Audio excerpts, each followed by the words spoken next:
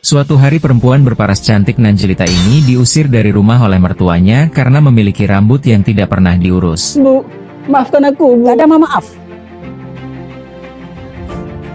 Ambil barang kamu, pergi kau dari sini. Ambil. Dengan hati yang sedih perempuan malang itu pun pergi tanpa arah tujuan yang pasti. Sungguh miris nasibnya. 10 hari terluntang lantung di jalan ia pun pingsan akibat belum makan. Sampai ada seorang perempuan terkaya di kota Lumpo menolongnya. Dek, bangun dek. Ya Allah, anak ini pingsan ini, ngapain dia tidur di sini? Adik pingsan ya? Adik pingsan.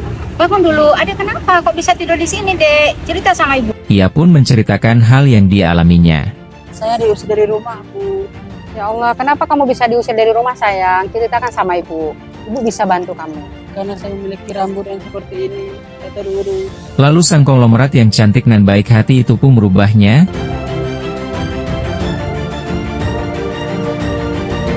Lalu siapa sangka, dalam semalam nasib perempuan itu pun berubah dalam sekejap.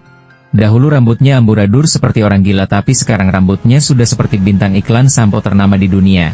Semua itu dikarenakan Fatma Salomo Ulaboh.